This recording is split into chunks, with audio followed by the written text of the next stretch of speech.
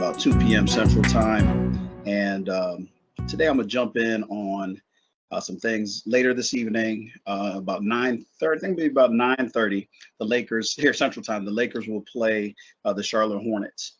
And a number of things kind of come to mind when I think about that matchup. But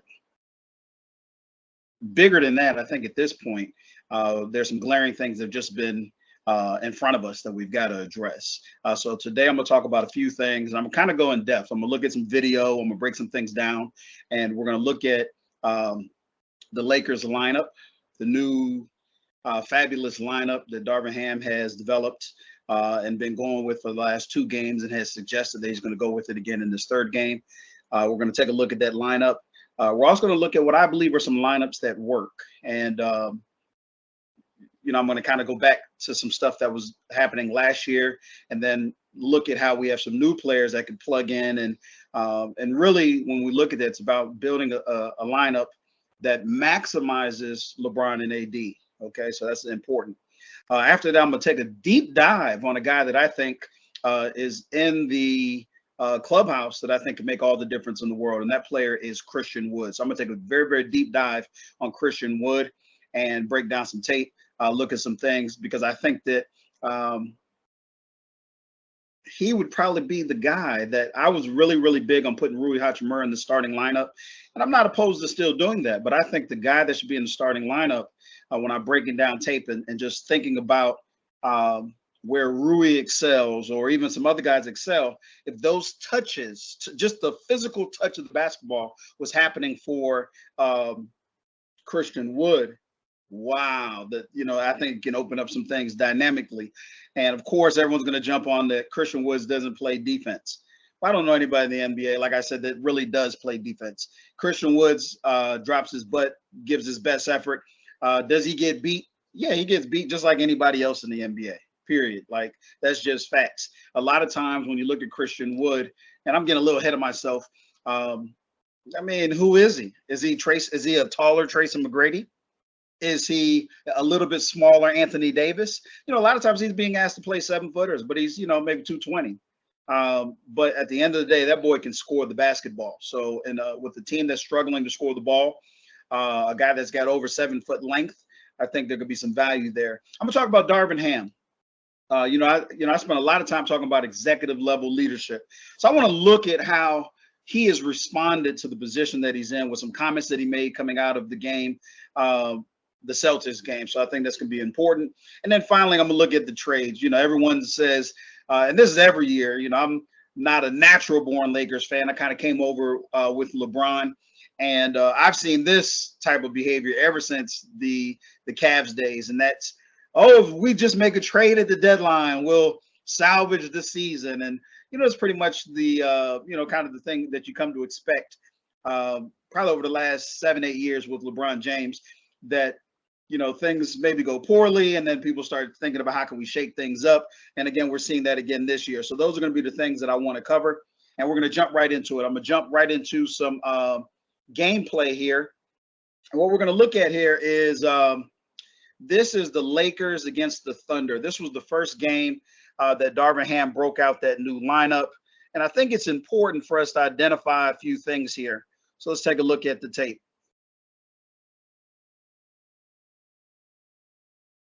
So when you look at this lineup, you've got 3 guys on the court that are not elite shooters. Really, there's no one in this entire lineup that's an elite 3-point shooter. You do have a lot of length and versatility, and a lot of those buzzwords that you hear around the NBA.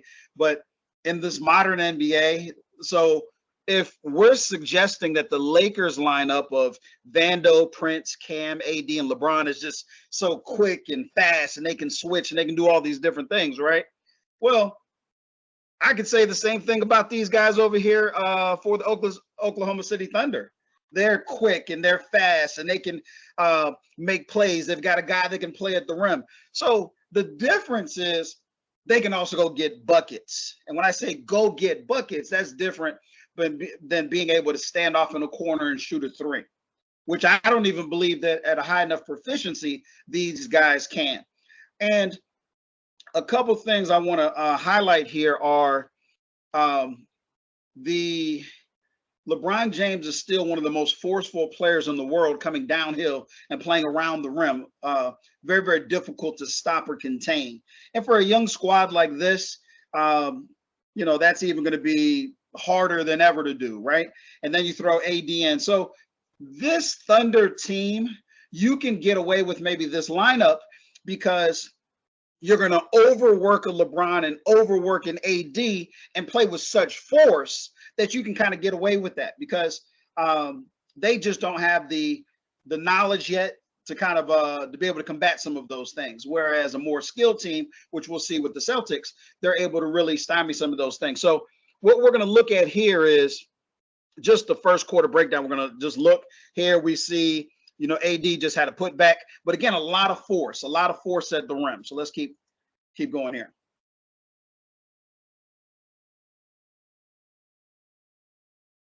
So again, when we're looking at this, we see this is the most elite defensive team in the world. Chet's going to get his buckets, right? And that's just anything. There's no certain lineup that there's certain guys that are going to get their buckets. There's nothing you can do to stop that, right? Taurean Prince is not a guy that can really put the ball on the court in any type of dynamic way. Certainly a very, he's been a proficient three-point shooter. I'm going to give him his credit. He's been just at about 40%. He had started off the season poorly, but he's really picked up. I like the way, I get it. So they're saying, oh, we're going to push up defensively and we're going to really man everybody up. And there's nothing wrong with the fact that he just made that shot because at the end of the day, an elite player offense is going to win every time. But I like the defense. I like the contest because what that's going to do is it's going to wear him down physically, right? So again, a basketball game is not just won by the fact that he hit that bucket. Man, it really took a lot out of him to get that bucket, okay? Something else that I think about, like when I think about the Lakers a lot of times, because of their size and their length, a lot of times I don't always see them. They'll chase around screens to try to stay active, to go after screens. Whereas with this lineup, they talk about everybody switching and things like that. I think with their size and length, they're better what they call like a drop coverage where, they're not, that guy's kind of chasing, but he's like an AD or somebody's not expected to pick up that guy out in space. Now they can, but, I think there could be some challenges there. So again, here, for the most part, whether AD or LeBron is bringing the ball up court, they're honestly the most proficient at doing that with this particular group that's out there, right? So again, we see some action here, guys getting in. These are elite level scores, so there's only so much that you can do. And I highlight to say this, they've just gotten these 6 points here. But the bigger and more important thing is to say this. We know that for the Lakers to generate offense with this lineup out here, it's either going to be AD or it's going to be LeBron. And if it's not one of those guys, it's going to be them kicking to someone. Well, if you're kicking out here to Vando, let me put this another way. This team is trying to do something here. It may or may not be successful, but I've got 1, 2, 3 guys in the paint. He's lurking a little bit over here on Cam because Cam was hitting a few threes. Even now, LeBron, you've got to respect LeBron. But the point is, at this point, they've got all of this traffic in here. No one's even worried about Vando. So even if they get a buck, I don't even know if they're going to score here or not. But the point is, if they score, it's just because AD is that elite of a player. But this is not sustainable.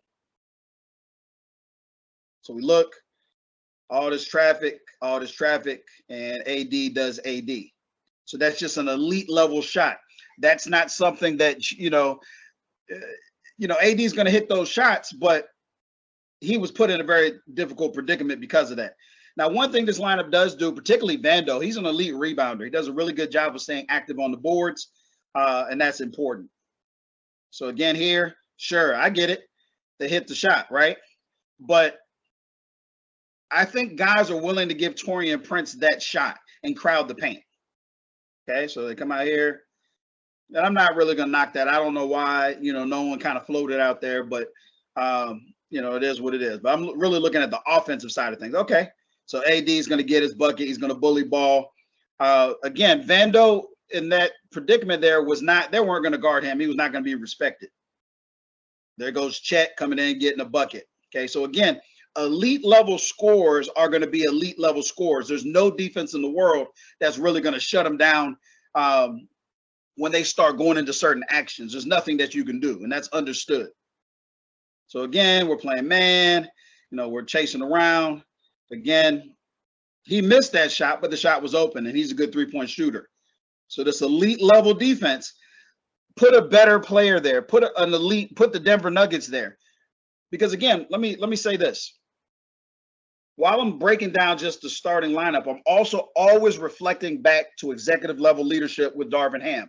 The question you're asking yourself is, are we beginning to build the right habits now, this early in the season, that when we show up against the ultimate test in the West has proven to be the Denver Nuggets, right?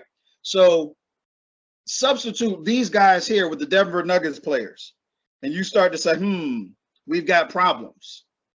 Because that's Jamal Murray maybe shooting that shot. That's Michael Porter Jr. shooting that shot. That's KCP shooting that shot. Okay, so if we're already seeing some lapses and some breakdowns and some issues here, you just plug in the most elite team in the world and you're going to see even more, right?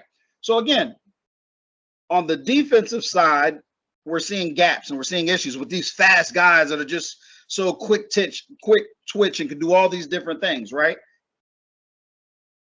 Not going to be sustainable. Not going to be sustainable. More importantly, not sustainable because of the offensive side. And again, every bucket that may or may not happen is requiring a lot of force to get it. It's requiring a lot to get these buckets. So let's continue to watch. So they're going to probably double, triple team here. Keep moving the ball. I like that shot for Cam Reddish. Okay. Let me say this to you. I love that jump shot there for Cam Reddish, but not for Cam Reddish. So let me try this again. I like that he showed the three, stepped into space, didn't attack the rim, and shot a jumper. That needs to be an elite level player, and the Lakers have him. Let's put Christian Wood in that same spot, taking that same shot. Let's put Austin Reeves in that same position, taking that same shot. Let's put D'Angelo Russell in that same position. Because any one of them would have had guys fly out at them at the three because they're 40% three-point shooters, and then they're going to step in and hit that jumper if they don't want to go into the shot blocker Chet Holmgren. So again, what I'm suggesting is, okay, there's shots available, but there's available players that are better players to take those shots that are on the Lakers. So that's a problem. And again, like I said, I'm not even really watching this defensively because I don't believe in defense. And somebody said, what do you mean you don't believe in defense? That defense right there was good enough. There was just nothing he can do there. Okay, here's a great play, down low, playing with force. Okay, so let me say this to you. So sure, he went down there against these young pups and he got fouled, right? Denver, you in trouble. Celtics, you in trouble. They're not making that foul, and they've got enough verticality and physicality to really contest and play you tough there. If you remember, LeBron James on the very last shot in the Denver game was able to get the ball down low like that, but then they were able to converge and really suffocate him. But with this type of a lineup, they're going to do that every play. But let's continue. So again, the Thunder are a good test because they do have elite level offensive players. Not as sold on them defensively, but they do have enough elite level offensive players to be tough. Okay, so you continue to watch, you get the turnover, you get the steals. That because this is such a great defensive team.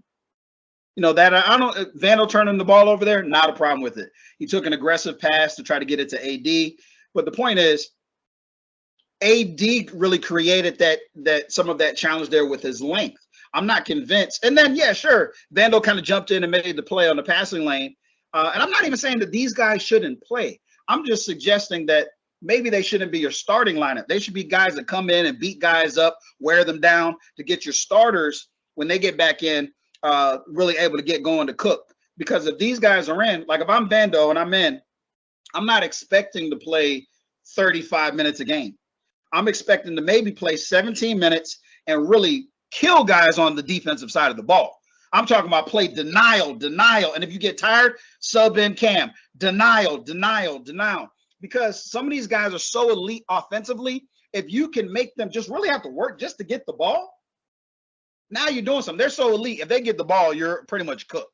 So if I'm only asking you to give me 12 to 17 minutes a game, then you can be a dog, be in front of guys, really be physical, do what you got to do to get a couple fouls caught in you. It happens. But your real goal there is to really physically beat them up off the ball. And then once they get the ball, play the best defense that you can. But expecting this lineup to also be offensively proficient doesn't make sense. Those guys are only what we call the two-way players. They're few and far between in this league.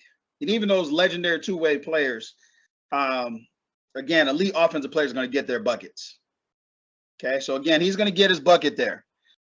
I don't have any problem with how Cam Reddish played him. Cam got beat just like Austin Reeves could get beat. They both, tried their best to kind of stay in front of him and then hope that AD could provide some support behind that, right? So again, no big deal. Again, AD coming up. LeBron, AD, two-man game. Again, look at all the force that it's taking. Look at all the force. Look at all that force, right? And my eyes weren't watching, but I'm going to go back. Because my eyes were just watching the actual action, but I shouldn't be watching the action. Okay? I should just be watching the defense. So again, LeBron, I'm going to watch LeBron. He's shooting 40%. Cam, I'm not really worried about you, Cam. Vando, I could care less about you. Prince, I'm a little bit nervous. You're in a corner three position. So I'm going to still somewhat try to protect. But as this play goes on, let's just kind of see where players end up, okay? So when the action, look, this is where the action is really happening, okay? So very, very, very, very, very, very important things happening here. 1, 2, 3, 4, 5 guys all with their feet in the paint. And the Lakers are still good enough against this team and physical enough to still generate a shot, okay? AD is not proficient enough to make this pass out here to Prince. He's not proficient. Vando passing the ball to him is a waste because he doesn't have enough in his bag to get off a shot. Cam Reddish, I'm coming out late to come after that three. He might hit it at 25%. The odds are just that he's not going to get it. But my point is you've got 5 guys in the paint. But against this team, Chet Holmgren is a good defensive player. He's a phenomenal defensive player. But, man, he's just not size-wise, he's not there yet. AD and LeBron coming downhill, that's a lot of force. But, again, watch. They don't get the bucket. Boom, Chet blocks it. All these little guys down there, AD and LeBron play force and try to make a play, okay? But, again, it's not about watching them offensively because here's what I mean by that.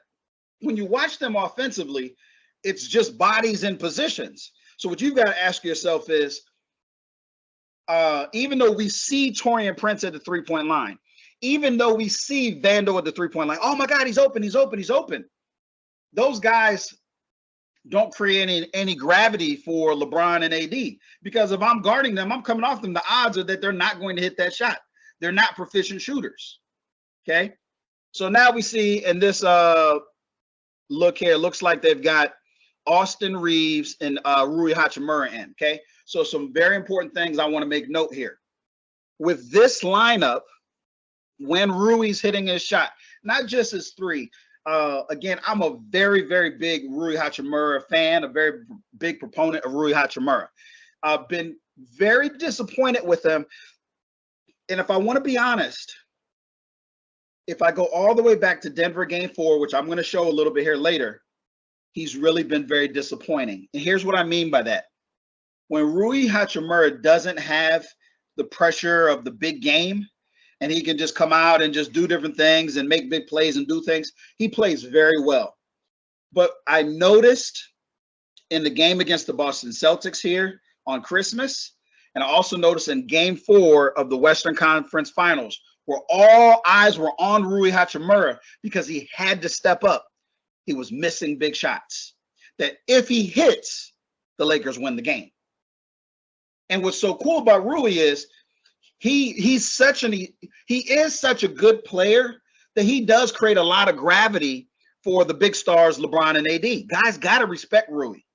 Even though he was 0 for 5, 0 for 6, the guy's shooting almost 40%.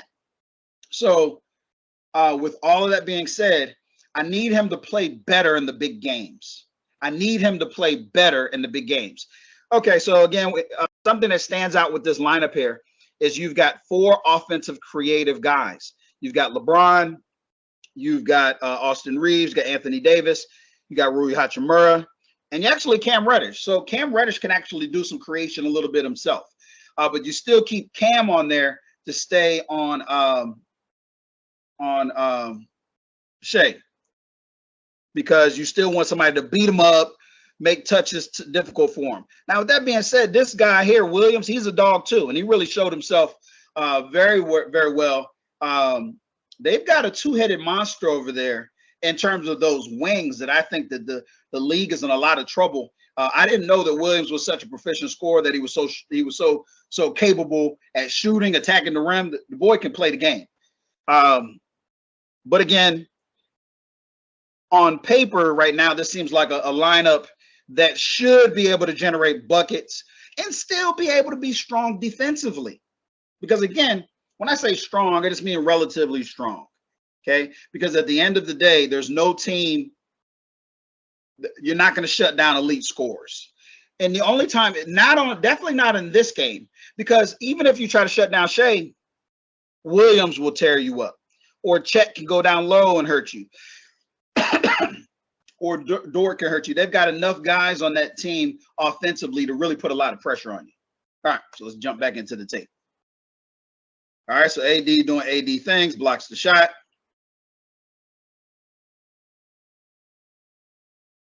And again, all these are just misses. They're not because the defense was elite. It just was a miss. Okay, so now we got ball coming. And let me say this about Austin Reeves. This is my personal belief about Austin Reeves. Austin Reeves is not a good primary ball handler. Austin Reeves is not a good primary ball handler. If you pressure Austin Reeves, you can force him to turn the ball over. You can force him into errant passes. Sometimes he doesn't take care of the ball. He throws these lazy, fancy passes. Hey, dude, you've already been moved to the bench. You need to value that rock with everything you've got. You've got to make solid passes. You got to look for your shot. But my point, when I say that, it's just saying that, yes, Austin Reeves can be the guy here or there and make things happen. But he's really a guy that generates his offense off of pick and rolls and guys coming up and give him just that, because he doesn't have an elite speed to create his own shot, right? But what he is able to do is get guys off balance, create a little bit of space, but off of picks, off of actions and things like that. So I say that even in this possession here, with Austin Reeves coming up with the ball in his hand, I don't even know what's going to happen, but I'm nervous because he's got Kaysen's a pretty elite defender that's on him. So let's take a look at how this plays out.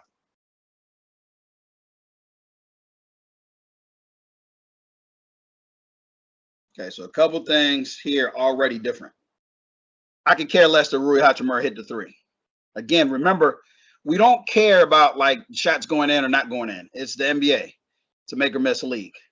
What I'm watching is the defense, right? So we see here, we are in an aggressive man-to-man. We've got a double team on AD right here.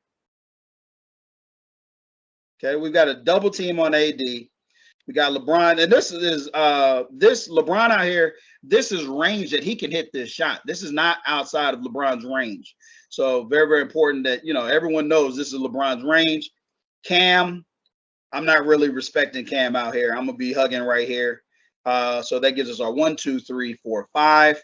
But again, we've got guys touching the paint because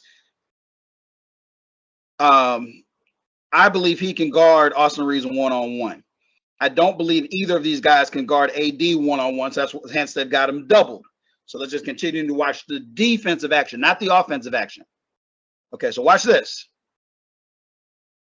This doesn't even make sense to me. Here's what I mean by that. Why is Cam still over here? I believe Rui is going over to that side of the court because he understands that on this side of the court, they've got a two-man game going on, right? He's also going over here because he understands that this is Cam Reddish's guy. Look at this here. AD has the ball. He's got the committed double. Shai's coming to triple team him, saying, forget Cam over here. But the problem is he doesn't realize that Rui Hachimura is shifting into that space. And remember what I told you guys. What Rui Hachimura does is he creates gravity. So he's a smart guy. He's going over. He don't give a damn about whatever Cam is doing because I don't even know what he's doing. But he knows that he creates gravity, which should force this guy to go back over. And AD still might be able to beat the double team here. So let's take a look here. So again, the double. Cam shoots into the middle. But again, it's a waste. No one's even tracking Cam. The ball, and that was a good pass by AD to get it all the way across the court to Rui. Corner three. High percentage shot. Boom. Okay, but it's not even so much that they hit the shots and make or miss league, but it's what the defense has to do and how that affects LeBron and how that affects AD, because ultimately that's the most important thing. Okay, so again, a miss really doesn't make a difference. Make or miss league. We come back up the court. LeBron's going to attack. Why? Because LeBron always has a mismatch. I'm going to say that again. But again, I'm missing. Even though I'm saying I know what I'm supposed to be doing, I missed something there. Again, very, very important. So this whole game, they've initially been putting 5 guys in the paint. But remember, with this more dynamic offense out here, you simply can't get away with that. So we come up court here, and we've got Cam with the ball. Look what AD says. I have a question for you guys. Why are the Thunder all the way out there to three-point line this time? The whole game they've been packing the paint. The whole game they've been packing the paint. So suddenly now that we've got Austin Reeves, we've got Rui Hachimura, we've got AD, Cam, and LeBron in, this is a totally different response defensively. Every single play they've been running down, packing the paint. So AD smart. He's like, oh, this is this is barbecue chicken. LeBron's going to go down here and easily get a bucket because they have to respect. There is gravity to Austin Reeves. There is gravity to Rui Hachimura. So again, what I'm suggesting is it's not the fact that these aren't just different bodies. There's a different defensive response to these bodies on the court. Okay, so this is all day. He's going to go down there. Now, this is against anybody in the world. LeBron with one guy to beat is beating any player in the world. With this late help by this guy, short guy, Dort's not going to really affect his shot. Shai's not an elite defender. So again, why did that just happen? Because of the gravity of the guys on the court. Very important. Okay, so again, I'm not convinced of what's going to happen here, what's not going to happen. Again, defensively, things happen that don't happen. It's hard to, sometimes hard to say. Let me look at that there because that goes back to my Austin Reeves hypothesis. Getting a little careless with the ball. Again, Austin, what I need you to do is prioritize the ball. Be a guy that's 3-to-1 assist to turnover ratio. That's elite. 2-to-1, right? But too many turnovers, too many careless plays against elite teams consistently, it's going to cost you bad. You lose world championships for those type of plays. Okay. So again, I could care less what happens here. He's going to try his best to play defensively. It didn't work out. Neither here nor there. Okay. Because again, defensively, remember what I just showed you. Even when they had this elite defensive lineup on there, they're getting the exact same buckets that they're getting with these guys on there. Things are more important on the offensive side because of, let me say this, okay? So if I'm playing an elite offensive player And he comes down on the defensive side. So again, remember, we'll look at it again here. We'll look at it again here. So ball's coming up. So let me pause it here before the ball enters, okay? Before this, when the other group was in, 5 guys would have already sprinted down here to the paint. When the other lineup was in, all 5 guys would have already been, their foot would have been touching the paint. I simply cannot do that. Why? Austin Reeves, gravity. Rui Hachimura, gravity. LeBron James, wherever he's at, gravity. Cam Reddish, look at this. They could be theoretically throwing a full court, like, you know, alley-oop to Cam. No one's guarding him. But what I'm telling you is this. If I am Shea, if I'm Chet, if I'm Williams, who was in earlier, looks, I don't see him in right now, and the other group is in, I've only got to focus on being a dynamic offensive player, because no one can really stop a good offensive player. You run a pick, you run a screen, you get the switch you want. And I know they'll say, oh, well, everyone's switchable. Yeah, there's different levels to the switch. Prince is not the same on-ball defender that Vando is. I don't think anybody's as good an on-ball defender as Vando. So if I can get anybody, if I can get Bron, if I can get AD to come out there, then I'm pulling a shot blocker away from. So my point is, offensively, all these gimmicks on defense don't even make sense, because all that happens on the other side is they just camp out in the paint, don't really have to play. They don't have to run around much. Let any of those guys take the shot, but get the defensive rebound is going to be my instructions as a coach. All right, so let's keep watching. All right, and boom. So yes, why did this happen? But even this happened for a reason. Watch this. So they thought they could do the same old, which is crash the paint. He's still got to stay somewhat close to Austin Reeves. Rui Hachimura's guys got to stay somewhat close here. I don't even think anyone knows where Cam is, right? So that's why he does the right play, throws the ball to Cam, who has an open play at the basket. But LeBron's so high IQ, you forgot about the legendary LeBron James still coming down Broad Street. Okay, but that again was created. That play, again, very important. The offense, when LeBron and AD were in there initially in the very beginning of the game, everything was so strong. Everything was with force. They were going inside and getting all these forceful plays at the rim. But none of these players, like he made a forceful dunk, but everything seems much more loose. Everything seems more fluid. It doesn't seem like it's requiring as much force to generate buckets. Very important to consider. Very important to consider. Again, defensively, great job. He played the ball tough, but still came down and got a bucket. He's an elite offensive player. We play in an offensive league. They're not going to really let you beat him up too bad. He's going to get that bucket. Okay, so let's look. Again. Please, please, please see this. I don't care about what's happening specifically, right? But I care about this. Early in the game, what do we see? We saw 5 guys camped out in the paint. Now, what do you see? I've got guys all over the court. This is just the recipe for you to have more fluidity to the offense. This is a recipe to have, because again, I'm not so sold on Austin Reeves as the point of attack offensive player. I think he needs somebody to come up and set a screen for him, particularly with an elite defender like him.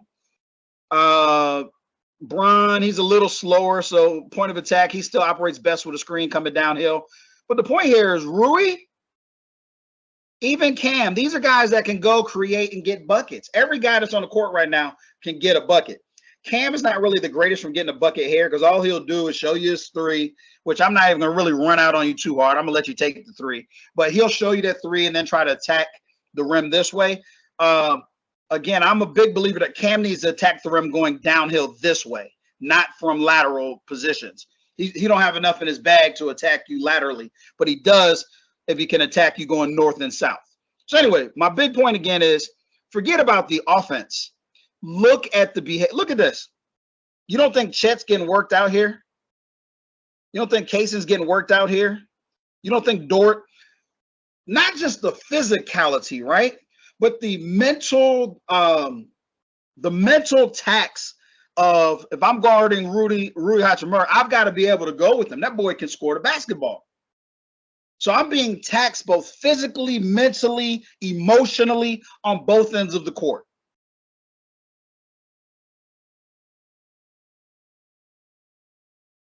And again, I don't look at that. He doesn't even know where Cam is. Take a look at this, gang. This is unbelievable. This is absolutely unbelievable. Okay, let's watch this. So AD has the ball in the paint. This is unbelievable. So previously, he would have been deeper in the paint. He would have already been over here. Shea would have already doubled him. He would have tripled him. And then all of these guys would have actually been, I'm talking about below the dotted line in the paint. But look at the little bit of gravity that's created. Look at this, guys.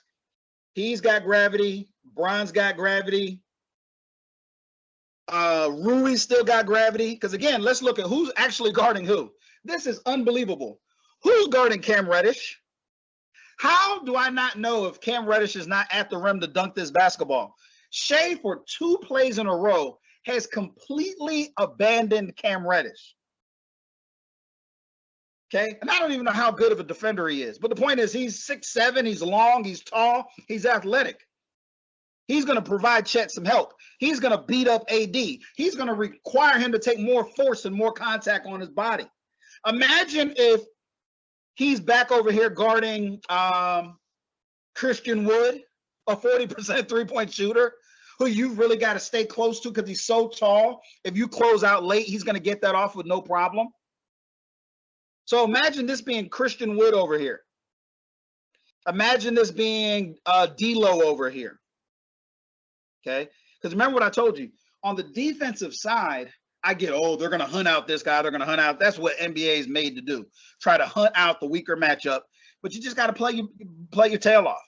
But this is unbelievable. If you watch Shea here, his disrespect for a corner 3 is unbelievable. But let's watch. Let's just watch it in live action. So here's Cam. Here's Cam. He hasn't looked at Cam. He won't look at Cam. He won't look at Cam. He never looked at Cam. He never looked at Cam. Never looked at him. Never looked at him. Unbelievable. 2 plays in a row, same exact thing. 2 plays in a row, the exact same thing. The exact same action. The exact same action. Let me say this to you guys. They're a young team, right? But the gravity was still pretty solid. Cam Reddish's guy was able to didn't watch him in that entire sequence, which is why they were able to get the pass to him. Let me take it back though, because I just thought of something else. I just thought of another possibility here. I think that is very, very important. Okay. So I'm going to show you Shea. We've already seen it. He's in this whole possession. He hasn't looked at Cam Reddish. But I want to give you another possibility. I said put Christian Wood out there and what he can do at that 3-point line, right? Or D'Lo. But let's keep Christian Wood in there, okay? Watch what the second possibility is. Okay? Watch the second possibility. So again, this is Christian Wood running up the court, not Cam. This is Christian Wood running up the court, not Cam. So he's never looked at him once. Never looked at him once. Christian Wood catches that ball. Christian Wood catches the basketball here. That's a dunk. That's a shot. That's a basket. And I hear what you're saying. Well, oh yeah, they still got the ball to LeBron. Better teams, LeBron's not going to have this action 2 plays in a row. Not a chance. This is a young team. But my point is, if Christian Wood catches the ball here, that is a Christian Wood is one of the most high percentage players in the world around the basket. Christian Wood is one of the most high percentage players in the world around the basket. That's important for us to understand that. So yes, LeBron's going to come out, get the pass, and yes, he's a 60 to 70% free throw shooter, right? Because they're going to probably foul him. Most any team would probably foul him because they're not going to give up the dunk again. Okay. But let's just say Bron kicks it out here to Rui, who's actually in a good shooting stance, or he whips it back because he knows AD's here. There's just more possibilities with different guys than what we saw in the starting lineup initially. Okay, so it comes in. It is what it is. Make or miss league. But against better teams, that's going to be a problem. Okay, against better teams, that will be problematic.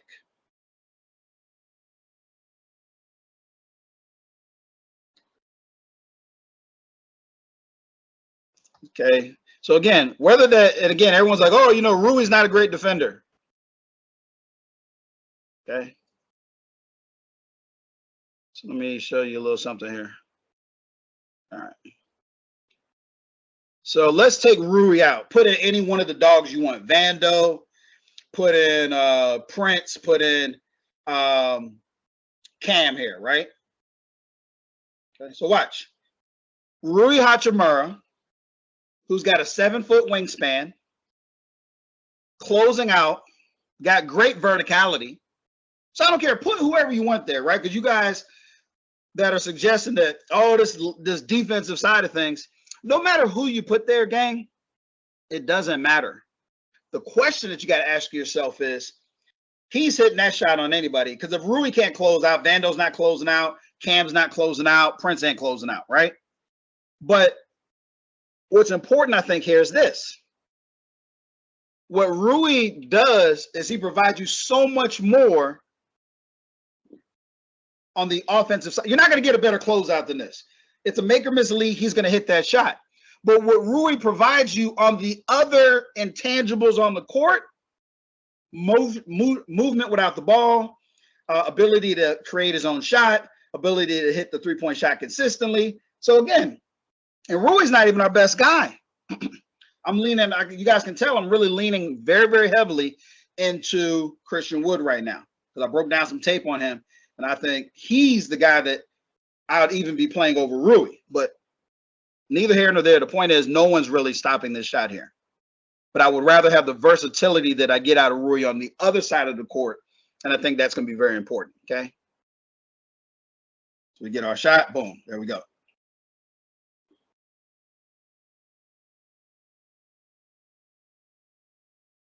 Again, I don't like Austin Reeves as my main point of attack guy. Just don't like it. And I get it. He got his shot. He got his shot, but I don't normally prefer it. Oh, but let me say this. Okay, because again, I don't really want to watch the offense. I want to watch the placement of bodies. Shea hasn't paid attention to him in 4 possessions. He's guarding him because he's going to have to guard him because he just came downhill with 2 dunks back to back. Rui, you got to respect Rui. So now this is where it's a little bit different. Austin Reeves is able to attack his guy here, but here's why. Let me just see if he did something here. If he tricked his guy, because he's a tricky guy. Let me see if he tricked his guy. Let's see. Okay. The defender does not know, may not know that AD is no longer here to set a screen. The defender may not know that AD kind of fainted a screen and then went past, but he may not know if AD is still around. But in either case, Austin Reeves beating a guy with nobody that can help the guy, that does up his ante. That makes him a little bit tougher. That makes him a little bit tougher at the point of attack.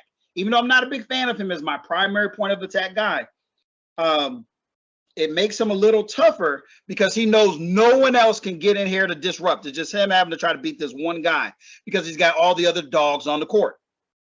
The only guy that really could even try would be Shea because he's not respecting Cam at all.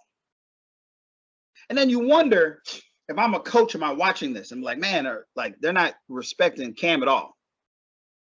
Okay, so he beats him. And that's his shot there. That's Austin Reeves' shot there. He's going to get that shot all day. That's a shot he really enjoys. That's a shot he's going to get to. Big time shot. But again, feel how smooth everything feels. Everything feels smooth. Okay, defensively, this isn't their elite defensive lineup, but it's good enough. It's good enough. Let me tell you how good it is. On this lineup, you got 7 feet. Bron's dang near 7 feet. I mean, when I'm talking about wingspan, Rui 7 feet wingspan. You got Cam with a 7-foot wingspan. You got Austin Reeves, who's 6'5". This is a pretty big guard. If you think about it. Austin Reeves is a big guy, 6'5". Don't know what his wingspan is, but you know, you got some. Even though this is more of an offensive lineup, it's still a solid, proficient defensive lineup. Okay, so let's make him this league. He hits a shot. Neither here nor there.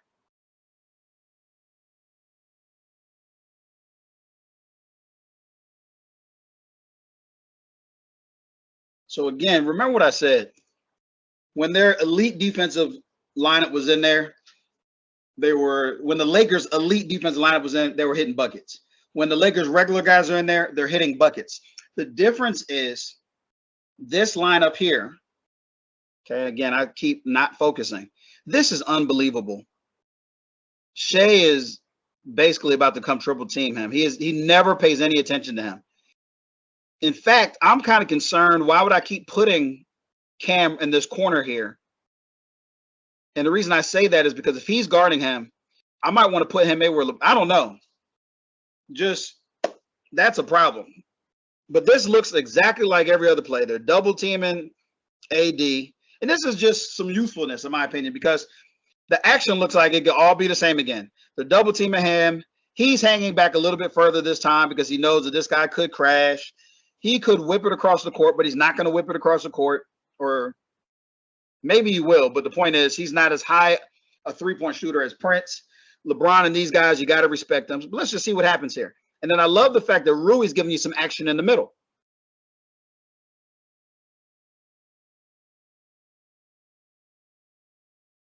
Okay, so very, very interesting here. Very interesting. Very interesting. Because this is basically the third time in a row the same scenario happens. We come up the court, Austin Reeves has the ball. He's going to get the ball over here to AD. AD is going to get doubled and basically tripled. What had been happening previously every time was Cam would float down. When Cam floated down, well, I do see an issue here. Well, I'm confused. Let me see something here. I want to better understand. Okay, so Rui Hachimura's guy is right there. He's right there. He's right there. He's right there. He's following him. He's following him. He's following him. Okay. So Rui is just kind of in no man's land. And I say that because Rui is here, his guy's chasing him, but it's understood if AD gets the ball, it's all hands on deck, right? But you just pull Rui back out here a little bit more, or you put Rui over, just somewhere where you can create a little bit better spacing. This is just bad placement by Rui Hachimura here, because what he does is allows his guy to double AD quickly, because what we wanted to do was create a single team or a single matchup. But because Rui, I don't know why he's in the middle right here, he's creating he should be up at least maybe up here.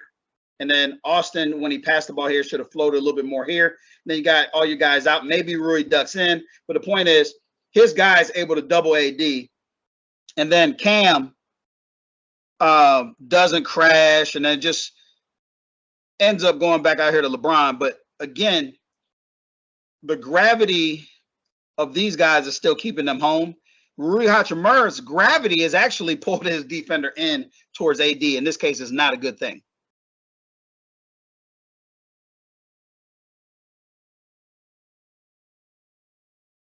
Okay, so watch this, gang. So in this setup here, LeBron gets the ball. They still have 8 seconds on the shot clock. So LeBron really just makes a poor play here, because there's really not a play here to get the ball to AD. That play is just not there, because these guys in here are creating a little bit of a disruption to that. And then he's already in front of AD. What he should be doing is feinting that pass and probably passing it to Austin Reeves, because they're naturally responding. Now, here's what's funny. This guy is sprinting out to Cam Reddish because he understands how dangerous a corner. It's not even his guy. Cam is not his guy. This was the guy that was guarding Rui, but he's kind of lost him in the midst of all this, right? but he's sprinting out there to guard Cam because he sees a corner 3-point shooter, not realizing, well, it's Cam Reddish. And then, Shai's just doing what he does, nothing. Cam never moves in this whole possession, never cuts, never does anything. But the ball should have probably just gone back to Austin here in this case. In fact, I think the ball should have gone back to Austin here. I think that the ball should have been reset back here to Austin, whipped to LeBron, and then something. But I think the ball probably should have come back out. You still have 12 seconds on the shot clock. Throwing the ball all the way across the court doesn't seem to be the best play when you got a guy right here. Just to reset it, not to get a shot, but just to reset, try to get into another action with 12 seconds left.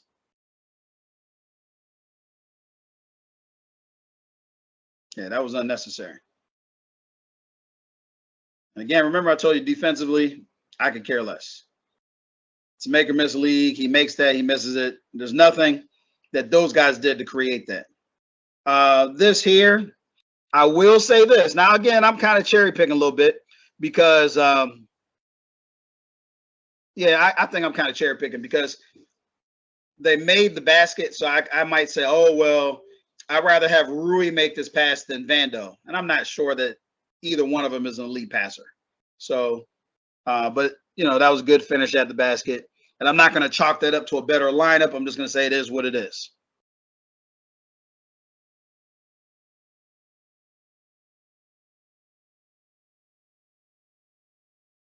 So again, Shai just gave buckets to Austin Reeves. And remember what I said, at the end of the day, I have no problem with that because Austin Reeves is a guy that, Austin Reeves is a guy that's going to get, not Austin Reeves, but Shai's a guy that's going to get his buckets on anybody. Okay. But what I like is, I think this is Shai right here. How come Shai's not turning his back, leaving this guy alone? So think about what I just said here. Shai comes down on this side. Austin's going to make you work. He's not going to just give up an easy bucket. He's going to work. So Shai is going into his whole bag and, gets off a great shot, makes it, got it, whatever, right? But I have a question. Why is Shai not just chilling? Because he's guarding a guy that can score the ball. He's guarding a guy. Remember the last 5 possessions. So why was Shai able to have the energy to get off such a creative shot? Because he hasn't done anything defensively for the last 5 possessions. He comes down and he just chills on, literally did nothing for 5 possessions. So now you see him, for whatever reason, he's matched up on Austin Reeves. And that is actually a smart move because he should give Austin some trouble with his length, right? But in any case, the point is he ain't chilling. He's mentally, physically, emotionally engaged to guard Austin Reeves. You got to be. You put Vando there, Cam, Prince, not the same situation. All right, so let's take a look what we got here. Interesting. Very interesting. Again, remember what we said. We could care less about whether the basket goes in or not, make or miss league. We just care about behaviors. I have a question. Anthony Davis is down here on a small guy. Why are they not still running like a mad dog to close out on him and double and triple team him like they've been doing this entire game? I'm going to say that again. Anthony Davis has the ball down on the corner block. Why is Oklahoma City not running, sprinting? And they got a little baby guy on him. Why are they not sprinting to double and triple team him again? Because the gravity on the court. Austin Reeves, I've got to be in proximity to him. Rui Hachimura, I've got to be in proximity. D'Lo, I've got to be in proximity. Prince, I've got to be in proximity. So again, very important. The players on the court are making the players now on defense have to exert energy and effort on defense. They can't just go drop down. And now I'm a little bit confused, right? If I'm a defensive player, because I'm undersized down here on AD, but I've got some dogs all around. Because here's what, when I say I got dogs, I just mean this. Austin Reeves can hit this shot at 40%, or he can go inside and get this shot at 45%. Rui Hachimura can hit this shot at 40%, or he can go inside and get this at 50%. D'Angelo Russell can hit this shot at 40%, or he can go inside and get this at 50%. Taurean Prince can get this shot at 40% and come inside and get it at about 40. He's probably about the same either place. Or maybe even worse, kind of penetrating and going in. And then Anthony Davis can just cook both of these little guys if he chooses to keep the ball. But the point is the gravity, the reaction that the defenses had to take because of the offensive players that are on the court. Okay, so let's take a look at it.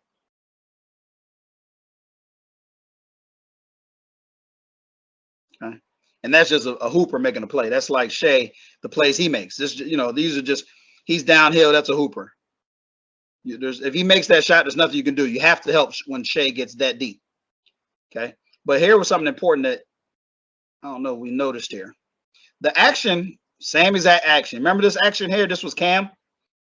Remember Cam's guy came all the way over here? He ain't coming all the way over here with Taurean Prince over there. He's 40% three-point shooter. He's kind of not quite sure. Okay. And then they just get a bucket. Okay. But the response defensively is different. So that's very, very important for us to kind of pull that out. Again, make or miss league. Better players, better teams are hitting that shot. Again, this is incredible. Anthony Davis, remember in the first part of the game, when Anthony Davis and Anthony Davis and LeBron were in the game, all five of these guys are touching the paint. Right now, not a chance. Everybody's got to be halfway in, halfway out. Shea's playing this same old little game here, but this ain't Cam Reddish. This is Taurean Prince. Taurean Prince hits this shot pretty proficiently, right? AD's over here and can really generate some offense right here because none of these guys can guard him one-on-one. But all of these guys here are dangerous from where they are catching the ball to where they could go catching the ball. So let's just see what happens. Okay. Gravity, guys. This is just gravity. Because remember, with AD and LeBron, these shots are going to be here. The question is, not even just the three, but what do we know about Rui? Rui can hit that shot, yes, or he can put it down and go get another shot. Taurean Prince can hit this shot. Not as effective putting it down. D'Lo can hit this shot from the corner or put it down and get another shot for somebody else because he's a creator. Okay.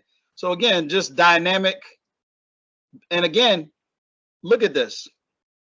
AD can still get buckets here because nobody within this lineup can really stop him from where he is this deep on the post. He could easily cook this guy because these guys really can't commit the double too deep because these guys will punish you out here from three. So he's going to be one-on-one all day. Okay. Kick it out, hit the three. Not the fact that he hit the three, but the response to the defense. Okay. So again, Rui's guarding him. Defense was decent enough to make him kick it back out. He hits a tough three. Okay. Rui's defense at the point of attack was good enough to force, and he's strong. So, it forced him to kick it back out. So let's take a look what we got here. D'Lo is just he's just that type of player. He can do these types of things here. Okay. Oh, I wanted to bring this. I do like this. When LeBron James is not on the court, I like having D'Angelo Russell on the court because he's a legitimate creator. He's a legitimate offensive creator, can get actions going, can get some things going. So I do think he's a better substitution. A lot of times, Coach Hand would sub Rui and for LeBron, but I always felt like D'Lo should be the guy coming in for LeBron, particularly if he's not starting, whatever. But the point is, he's a guy that can get your offense going. He can run a pick and roll game with AD. But this is just a shot he's going to choose to take. But he has the skill to do that. If Cam takes that shot, I'm pissed. If Vandal takes that shot, I'm pissed. If Prince takes that shot, I'm pissed, to be honest. But D'Angelo Russell, that's in his bag. Okay, air ball, but I'll take the shot because that's just something that he does.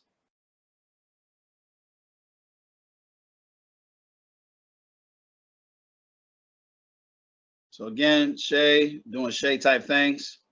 What defender is going to do better than that? Nobody, right? All right. So there you go. We pushed through the first quarter of that game. That was the inaugural game of this new incredible lineup. And again, I could care less whether you agree with the lineup or you don't agree with the lineup, right? What I don't agree with the lineup, but I don't agree with the lineup because of the reaction that teams can get from that lineup. And I believe that, yes, LeBron scored 40 in that game, and AD can score 40. The problem is those points are coming with a lot of force. And over an 82-game season, this isn't 27-year-old LeBron. So expecting LeBron to play with force, and he played like 40-something minutes in this game, or AD did. It was crazy, right? You're playing a lot of minutes and with force just to beat the Thunder. Now, I know someone can say, oh, just to beat the Thunder. Yeah, just to beat the Thunder. You didn't have to play with that much force to beat them. But you ended up having to play with that much force because you had stretches of the game where there were guys in the game that shouldn't have been in the game. All right? I'm going to stay on this lineup. Now we're going to go to Boston. Okay? So now we're going over here to beautiful Boston. Let's take a look at what we have going on here in Boston. So again, the same lineup comes out. And again, I don't care about like makes, misses. I just care about the behavior of teams. And then now you just think about, okay, so OKC is on the come up. If you think about them, they remind you a lot of Boston. And what I say, here's what I mean by that.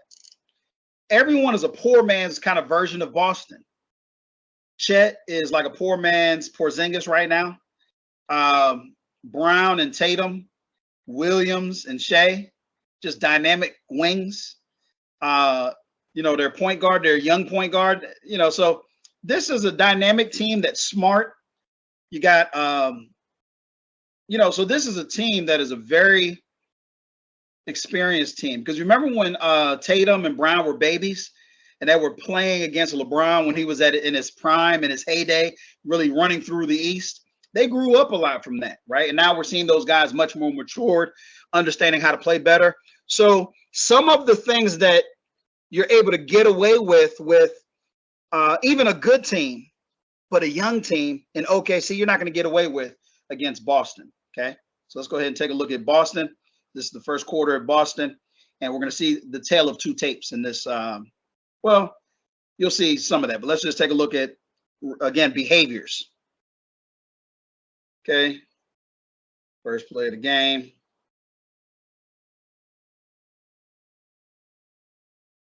Okay, so again, nothing wrong with anything that I see there. This is elite level defense, but again, remember, elite level defense means nothing because these are the best offensive players in an offensively designed league. Okay, so let's watch the action. Already I can see some BS going on. I don't know who Porzingis is guarding, but he ain't guarding nobody. I'm going to say it again. I don't know who Porzingis is guarding, but just like in the last game, he ain't guarding nobody. That's a problem. I don't know who Porzingis is guarding, but it doesn't feel like he's guarding anybody. Okay? Already a problem. All these cats here all manned up. All of these cats here are manned up. And you got to be. Prince is hitting at 40%. AD can catch the ball there, beat you down to the paint. Drew Holiday, he's a dog. He's going to get up in your chops, really play your physical. All of these are high IQ guys. But already,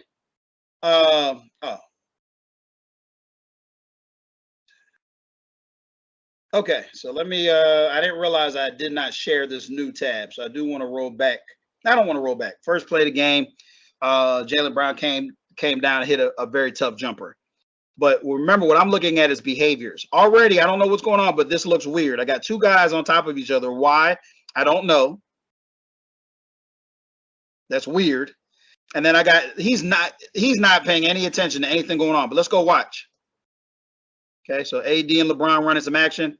All right, look, I'm going to be honest with you.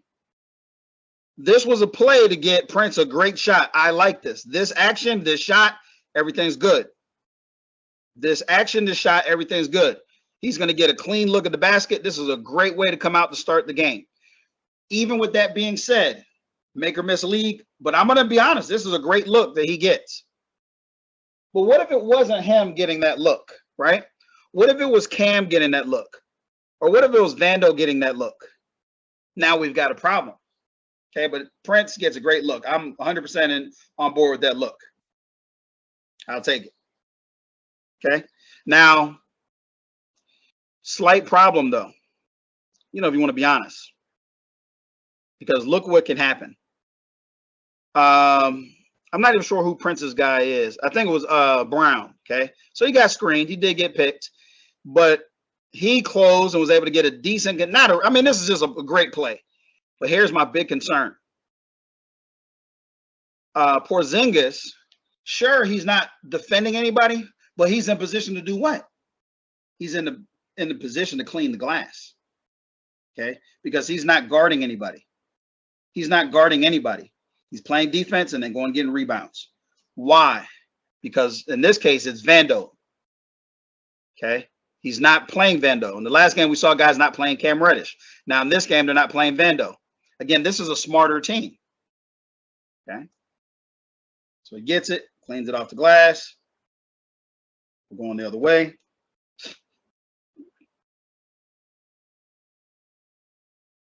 Okay, make or miss league.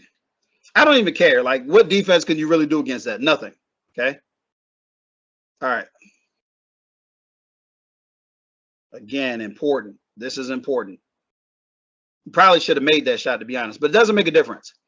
There's no player in the world there's nothing you can do to stop that. Okay. This is unbelievable, gang. You have LeBron right here coming down court. Okay. He's being guarded by Drew Holiday, one of the best defenders in the league. You got Jaylen Brown guarding AD. You got just Prince is covered. You got Tatum. This is White guarding Prince. I see 1, 2, 3, 4 guys guarding.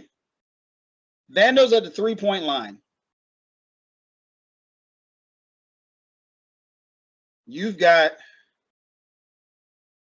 Porzingis, an elite. He's not an elite defender, but he's an elite kind of rim protector. He can clean the glass, do a lot of things. But look at what the problem we've got here is. I don't even know what's going to happen, like, as the action goes deeper into this action, right? But these guys here are all elite one-on-one defenders. So you have the extra body of Porzingis to assist you. Put Christian Wood right here. I'm going to show you what Christian Wood will do to a Porzingis if he don't respect him. Put Rui Hachimura here. And if Rui's playing well, he didn't play well in this game because he had this shot wide open a lot of times. He just wasn't hitting his shots. And that's why I said I'm a little concerned with Rui. I feel like in the big games, he's not big game Rui right now. He's got to get himself to play better in the big games. And here's what I mean by that. Yes, in the playoffs, Rui showed out, but in the biggest game where it mattered, win or go home, he didn't. So I'll leave it at that. In this game, the second biggest game of his career, he didn't show out. That's all I care about. All right, so already I don't know what's going to happen, but I don't feel good about things. So we go into AD. AD's on a smaller guy. AD is triple teamed here, gang. AD is not that good of a passer to be able to pass because he only really has one option, Prince, right here. Because Vando does an excellent job of setting a screen here. So what that does allow, but really it's funny. Vando is setting a screen. So yes, Prince is open again. But AD is basically 4 guys on him again. Why? No gravity on Cam Reddish. No gravity on Vando. You do, and you don't have Prince generates some gravity, but at this point, his guy is screened. So he's just going to say, hey, let's converge on AD and do what we got to do. Now, LeBron can make this play, but here's the bigger point, okay? If I'm a more intelligent team, what I also understand is this. AD is not great of making these passes out of the block. He's just not a great player at doing that. So AD in this position, 9 times out of 10 is going to try to force up some type of shot. And even if he does make a pass, it's not like he's just not a great passer. So the defense is in a winning position. Tough shot. We'll take it. Okay. Vando crashes board. Great. Okay. Come back on offense. Okay. And there's nothing you can do. These are the best players in the world. So I'll take that shot. We'll come back down. This time AD's orchestrating from the top. But again, watch behaviors. Watch behaviors. So this time, everybody's manned up. Wow, this is weird. Notice, where is Vando at currently? Vando's way out here. No matter what Vando does, it doesn't affect anything. He just reached out his hand. He don't look at that. So look, here's what we got. We've got some action going on over here with these elite. These three are elite. Okay. So sure, Cam is attacking here, but they know that Porzingis is down here the whole time. So they can be more aggressive. They can do a lot of things. So let's just see what happens. Okay, they get the switch. AD's down on the block. Sure, let's get the ball to AD. Who's coming to help? Your daddy's coming to help. Tough shot. Because he's shooting over a very strong player in the lower body in Brown, and then the length of Porzingis. Every single possession so far has come with force. There was one possession that didn't. The first possession, honestly, that was not a force possession. But you're basically saying that Taurean Prince is going to beat you, and Taurean Prince is not going to beat the Boston Celtics. Okay? So every other possession, because here's what happened. On the post-game show, what happens is AD and LeBron say, oh, yeah, we got the shots that we wanted. I missed some shots I normally make. That's what you think. You came down court and you had Brown and you had Brown and Tatum. Strong, athletic guys get up in your waist, get up in your midsection, play you low with Porzingis over the top. That's like football. It's a high-low. They're disrupting your legs and you're wearing you down low. Porzingis coming up clean. So again, think about what's happening here. This really isn't even requiring them to play very hard on the defensive side. Not just because they're not respecting certain guys, but because you know that ultimately, if I'm AD and you get him down there and he has either Tatum or Brown on him, he's going to take that shot because he knows he has the mismatch. But he doesn't have the mismatch because you have 7'3" Porzingis lingering to make plays. So they're forcing you to do what they want. Yes, AD, take a shot with a double team on you. Okay. Okay.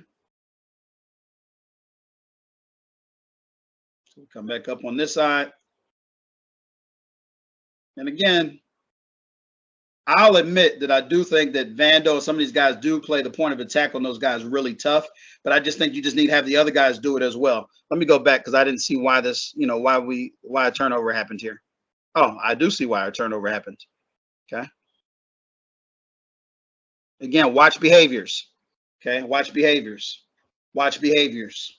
Watch behaviors. Already we got a problem. This is actually unbelievable. Okay. They're running a pick and roll here with AD and LeBron as if there's not a 7-footer that will not move from down there. I'm going to say this again. They're running a pick and roll action as if there's not a 7-foot elite defender waiting as an extra body that will not leave that spot. He's guarding Vando. So whatever happens here, it doesn't matter. They've got an extra elite defender down here that's going to be down there no matter what. Put Christian Wood here. I want you guys to watch Christian Wood eat here in a second. I'm going into Christian Wood next. But my point is, even if this is a successful pick and roll, it can't be by default. The only way this could be a successful pick and roll, to be honest, is if AD was Christian Wood. Somebody say, well, why? Christian Wood is an excellent pick and pop guy. He shows here with the pick, and then he flashes out to the three-point line for a three-pointer. Anthony Davis, I'm giving that up. I'm playing him penetrating into the inside. So again, look at this wall here set up. All this beautiful action up here, it doesn't even matter because you have a 7-footer chilling down here. So let's watch what happens. Forces it into AD. So he forces it into AD. And AD tries to pass it to Cam Reddish. Why, I don't even know. Put Christian Wood right here. I'm going to show you what Christian Wood does to Porzingis, who tries to challenge him at the rim when we get into that tape. But again, watch. AD's here. I don't know why he's making this pass across the court. Remember, but I already told you this.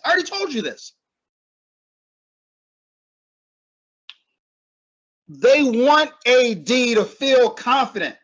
Because who's guarding him there? That might even be Drew Holiday. I'm not sure. It looks like Drew, but I don't know. But AD is going to feel like I can eat. But you can't eat, buddy boy. You've got 1, 2, 3, 4, 5 guys around you. You can't eat. More importantly, I already told you he's not a great passer. He doesn't make like the most elite decisions. He's not the Joker. He's not some of these other Sangoon from Houston. He's not one of those elite centers. DeMarcus Cousins do a pretty good job of picking you apart if you put this type of triple team on him like this. He's not elite. This ball should have been reset back out to LeBron James. This wasn't the play, and I'll go a step further. What if this here was Christian Wood, and he passes it down here to Christian Wood? He's not going to pass it to Vando just because Vando, I mean, he'll probably get blocked. He'll go in there, do some crazy little shot, get jacked up on the rim. Not force the action, because the guy with his size should be able to force it down here, get up on the glass, and make Porzingis foul him. But he's not skilled enough to do that. Christian Wood, he would do that. So again, this is what the Celtics want. Okay, this is what they want. So we come back on this side. And again, I could care less about any of this defense. Remember, all this is switching this. We can switch that. None of that matters. It's the NBA, guys. Offense is going to get their buckets. You think you can put some? You think there's a defensive lineup in the world? And like, if there was, how could it be these guys? You're telling me that I've got Dennis Rodman out there? You're telling me I got some of the most elite defensive players in the world? No, you don't. All right, again. So think about how the Lakers' offense is like being generated so far. Okay, so let's take a look here. Let me go back out, because how do we get the ball down here? Let's take a look here. Okay, so I have no problem with him making that shot. It's the NBA.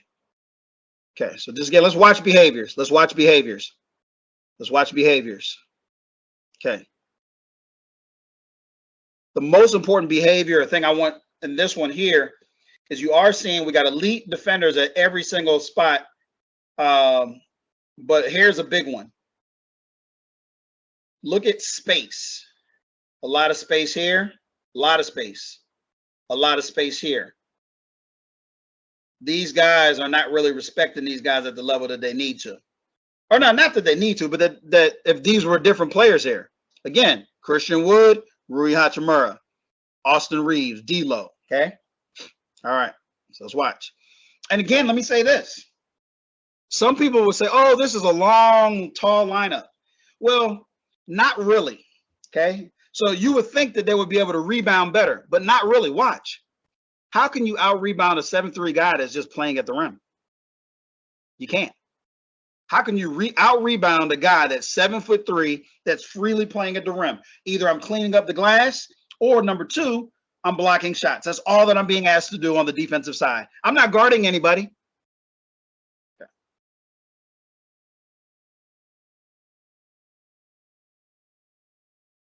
So watch this, gang.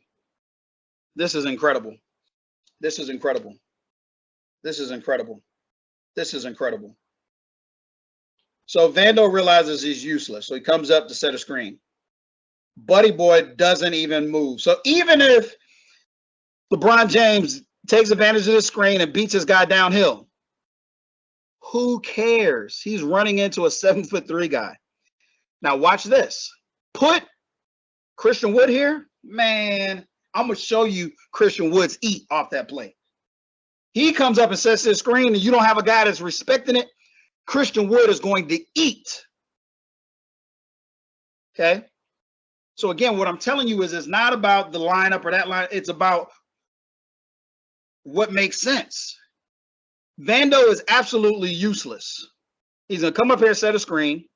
Even if the screen is successful, there is no advantage because Vando is no longer a threat in the play.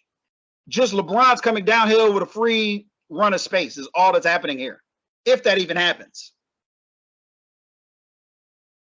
And it doesn't. Okay, because LeBron's smart. He's smart. He's a great player. And he just comes downhill and passes it because Drew Holiday, you're not going to just, the screen was ineffective on Drew Holiday. Boom, he's downhill, he's playing good D, forces you, he knows he's got help there. Okay, and look, what did I tell you guys? At the end of the day, this whole game, we got a 7-footer that doesn't have to do anything other than defend the rim. And LeBron's not coming down with a full head of steam. He's playing off of action. So, yeah, he's going to get some circus shot. And let me even go a step further. I've seen LeBron take this ball and whip it to Cam or whip it to a three-point shooter. Unfortunately, there's nobody there, so that's not going to happen. He's going to have to make a play on the ball. Put Christian Woods here, guys. If Christian Woods right here where Vando's at, and LeBron lays it into him, Christian Woods is finishing that at the rim at a high efficiency rate. What do we get? Circus shot, well defended, nothing. Again, make or miss league, but that's not make or miss. That's a hard shot. Okay, down here.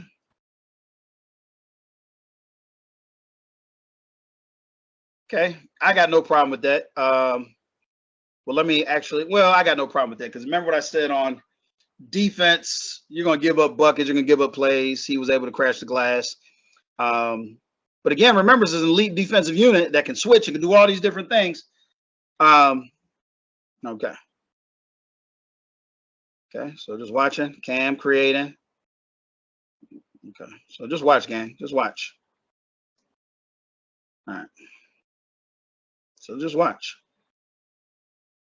So again, all we care about is behaviors. All we care about is behaviors. Okay. So coming up the court here, we pause it. Unbelievable. Unbelievable. I don't know where Vando is. Let me make sure Vando's not the one inbounding the ball. I don't think he is. I think that's Prince that just inbounded the ball. I hope it's Prince that inbounded the ball. Well, let me just check. Oh, no, it's AD. Okay. Where is Vando? All right. I don't care where Vando is. Already, I can tell you we got a problem here. Houston, we got a problem. I got an elite 7-footer that's guarding nobody that's playing pick and pop at the rim. I don't know what's going to happen on this play. I don't care what's going to happen. I have a 7-footer. Remember what I told you guys? These young teams, you can do this a little gimmicky type stuff, and they're not always going to be able to react and make the right decisions. This is thorough out coaching because every single play, this has already been predetermined from the very first play of the game. He never even looks at Vando, just like in the last game, Shea never looked at Cam. And he's not even really looking. This is not like, I never played a lot of basketball, but I remember like there would be like these drills where it was like, I coached basketball a little bit, right? So you'd have to have what they call your shooters out. So he should have his shooters out. He should not have his back to Cam Reddish. Come on, guys. But just watch. Let's just see. I mean, like I said, Ham knows the game better than me. Okay. So no matter what happens here, sure, you can get the ball to Cam. Just because that's available. All of this, I don't even know what all this action is for. What's this double action for? Like, what are they setting all these screens for? I don't even know. Because there's no, listen, guys, let's just say there's an action where they set these screens, he comes over here and AD rolls to the rim. Who cares? They're playing offense as if there's not a guy that's 7'3" standing at the rim. This is almost like unbelievably to my brain. They're playing as if there's not a guy, an elite guy standing at the rim. So no matter what action works here, which is not going to work because you got 3 elite defenders right here. So no matter what they're thinking they're going to do, it's not going to work. But none of it even matters because they got an elite guy just chilling at the rim guarding nobody. Let's just see what they do. Well, we already know. So they get the ball to Cam. Cam can't pass it to Vando because this is a garbage shot. He doesn't even make a move towards Vando. Put Christian Woods there. You think that he's able to stand where he's at and do nothing? Put Rui Hachimura there. Put D'Lo there. Put Austin Reed. So again, what I'm telling you, gang, it's simply behaviors. Defensive behaviors, okay? Again, Boston has the advantage. Again, because they've got a 7-footer standing at the rim doing nothing other than waiting for somebody to come in there to tear their shot up. So Cam is not an elite playmaker. He's not an elite passer. He's not a great dribbler. He's not a great... Now, you put him in space and you let him get some stuff with other stuff going on, maybe. But in this little pocket against an elite defender, come on, Cam. Cam, what were you thinking to do? What were you going to do, Cam? Because, again, remember what I said to you. Cam, even if you beat him, like, this doesn't even make sense. Even if you beat White, there's a 7-footer at the rim. You're not good enough to pass it out here to him. You're not that good. You're driving into AD's air. The bigger point is just this. None of this, nothing would work. To be honest with you, nothing would work because there is a 7-footer standing at the rim. Okay? There's a 7-footer standing at the rim. So none of this is going to work. Okay? So let's keep going. Cam pulls it back out. Smart. And then tries the pocket pass to AD, who's standing right next to him. Really? This is some weird stuff. If I'm Cam, I'm getting that ball over here to Taurean Prince, because at least Taurean Prince he's a shooter. He at least maybe get me an assist. If this was Christian Wood, I could throw a pass vertical. He'll finish that at the rim. I'm getting the ball back out here to AD. I don't want the ball. I've got nothing I can do. These are elite players. Even if Tatum is not an elite defender, or even if Brown is not an elite defender, they're elite athletes that are going to give you their heart and hustle to play. That makes them elite. Okay? They might not be the best first-team defense or all that type of stuff with the accolades, but these level athletes that commit to drop their butt and put hands out and play some defense, you're in trouble. All right? So, again, going back the other way. Okay, we get the 3. And, again, I don't care about that. But them not scoring and not being able to say, hey, this isn't working, here's my problem with it. Anthony Davis in his head still thinks that, oh, I got my shots that I like to get. Like, are you for real, dude? Are you for real? How is there no one on the Lakers that said, hey, when this lineup is in, their strategy is they're just playing Porzingis away from, like, he's just playing at the center of the rim. Whoever he's guarding is playing at the center of the rim.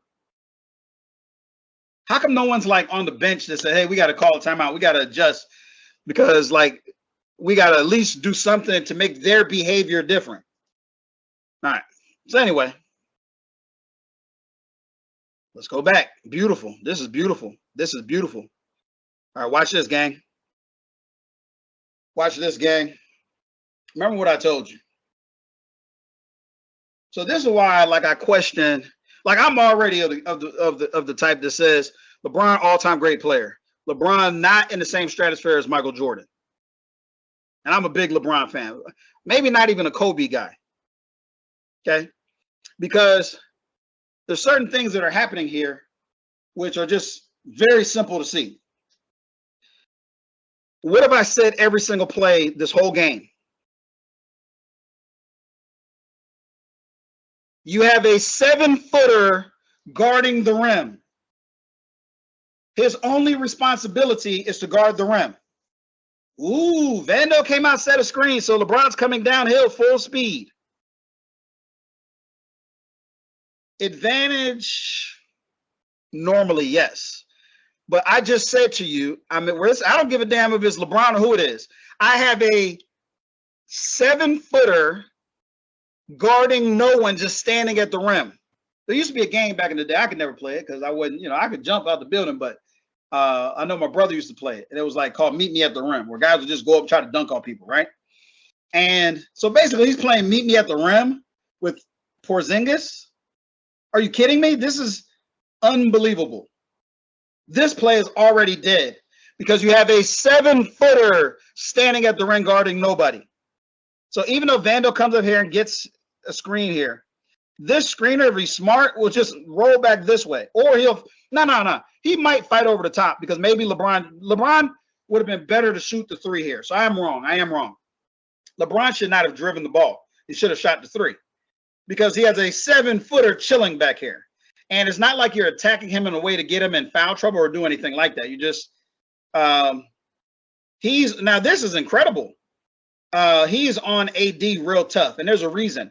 Because even though AD's not a great 3-point shooter, AD with the ball, you're better off if I had to guard AD, I'd be better off not even letting him get the ball. So if I'm Tatum, I'm better off manning him up real tough because I don't even want him to get the ball because if he gets the ball, I'm still going to get that beating on my body. But LeBron's got to shoot the 3 here, okay? Because that's what's given to him. And if he's coming downhill, you're coming downhill because you believe you can get Porzingis in foul trouble. But let's just see what happens. Comes downhill on an elite 7-footer and gets blocked. No fault against LeBron. Okay. Let's take a look at something else that jumps out here. All right, so can't kick it out to here. You can't kick it out backwards. I'm not kicking out to Cam Reddish. I feel like I got a better shot at the rim than Cam Reddish. This guy agrees with that too. He's not going to go out to Cam. And then once the ball's over here, everybody knows it's his only play is a shot. He doesn't have any other play at this point. Okay.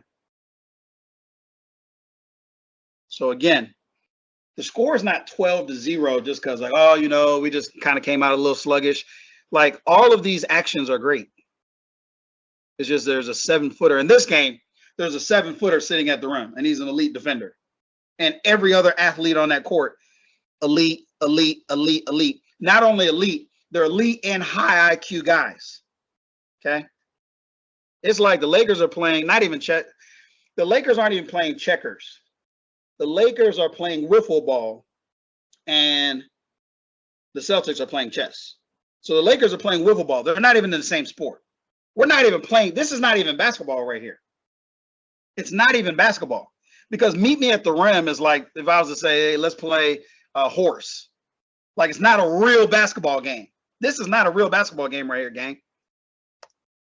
And again, keep in mind, I'm not really exerting that tough on defense.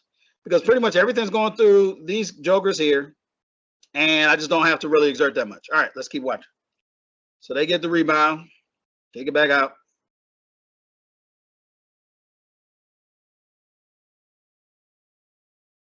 Okay, so he hit an incredible 3. Let's just watch that. Because, no, this is still important. Because I do want to give credit where it's due. But again, I want to give credit on bodies. Watch. So again, all I care about is behaviors. Elite defender playing far off of Cam. Vando's eating popcorn. Nobody's even guarding him. Okay, but just watch. So again, let's reset. I got a 7-footer, a 7'3" guy back at the rim again. Okay. Celtics are getting what they want. Okay, so watch. 7'3" guy back at the rim. Okay. Elite defenders over here. All this is elite. Gang, listen to what I'm about to say. AD, I guess he's setting a pick. So he set a successful pick for Taurean Prince. Taurean Prince ain't beating nobody off the dribble. He ain't beating Jason Tatum off the dribble. But even still, watch. They still have a 7-footer at the rim eating popcorn. So no matter what, even if he was coming downhill, just like LeBron ain't beating him, Prince ain't beating him either. So let's just see what they get off here. So they get a bad pass. Cam catches a bad pass. And even with a bad pass, White closes out slow and methodical. Look, he don't even really sprint out like with no urgency. And then Cam rises and shoots, and he's not even expecting that because he's still Cam has got this shot off, and he hasn't even risen. Now, I don't know. Has Cam been working on that shot in the lab? Because that's basically an open J. Like Austin Reeves hits that all the time. Christian Woods hits that all the time. Rui Hachimura hits those at 40% clip. I don't know Cam Reddish to hit it at that high of a clip. In fact, it's such a surprise that White isn't even off the ground. He's an elite defender, but he's not even off the ground. And I want to show you this. When this shot goes up, though, here's what's crazy. The Celtics are going to be in position to get this rebound.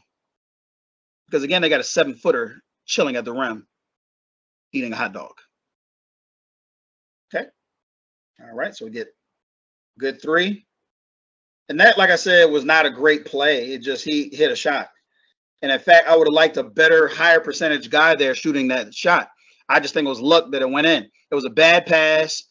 And again, all of this is happening because of how I can play the guys that are on the court. Okay, so ball comes up.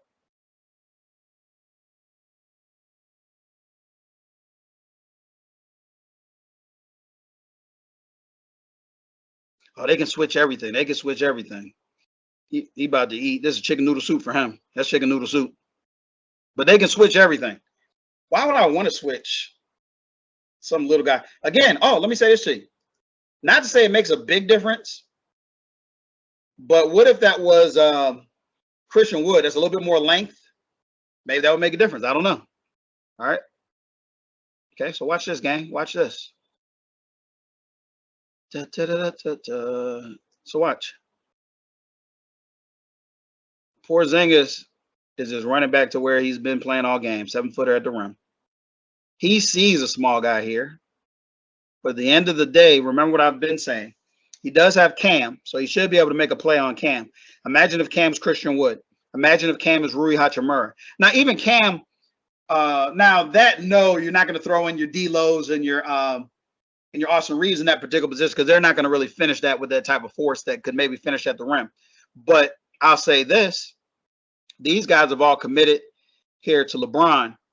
And, LeBron's kind of committed. We've already seen it. He's going to try to go ahead and attack.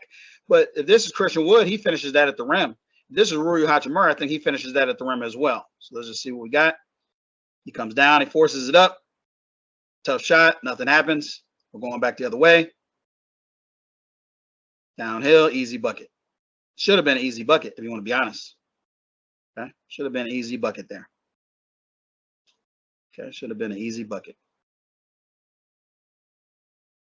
All right. So again, all right, gang. So again, I don't know what's going to happen on this play, but I'm not sure that it really matters because the Boston Celtics, when it's all said and done, will have a 7'3" player at the rim. No matter what happens here, the Boston Celtics going to have a 7-foot player at the rim drinking a Coca-Cola. So let's just see what happens. Ooh, LeBron isolated on the block. AD down on the low. He's going to force in on. He's going to muscle in. Okay, so just watch, gang.